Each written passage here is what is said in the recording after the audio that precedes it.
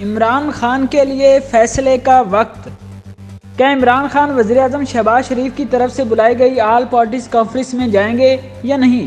یہ سوال آئندہ 3 دنوں تک ہر پاکستانی کے ذہن میں رہے گا۔ سابق وزیر اعظم عمران خان واضح طور پر کہہ چکے ہیں کہ وہ ان لوگوں کے ساتھ نہیں بیٹھیں گے جنہیں وہ چور ڈاکو کہتے ہیں۔ اسی سوچ کے تحت پی ٹی آئی نے اسمبلیوں سے استعفے دیے تھے۔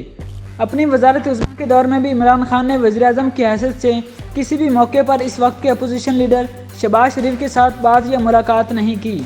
بہت سے اہم اور لازمی موقع بھی آئے، لیکن عمران خان کی برائے نام اصول پسندی ہٹ درمی کی شکل میں نظر آتی رہی۔ انہوں نے یہ بھی سمجھنے کی زحمت نہیں کی کہ نظام حکومت چلانے اور عوام میں صلح جوئی اور رواداری کو فروغ دینے کے لیے مخالفین کے ساتھ بھی مل کر کام کرنا پڑتا ہے۔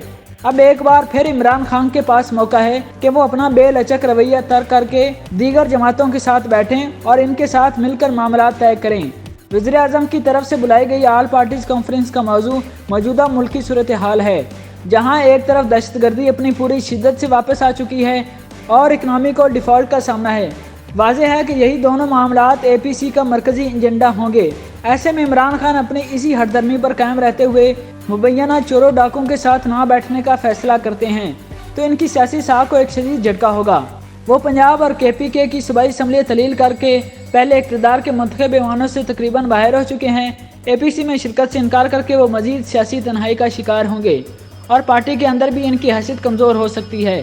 اے پی سی 7 فروری کو اسلام آباد میں ہوگی اور اس کا دعوت نامہ سابق اسپیکر قومی اسمبلی اسد قیصر اور سابق وزیر دفاع پرویز خٹک کو پہنچا دیا گیا ہے۔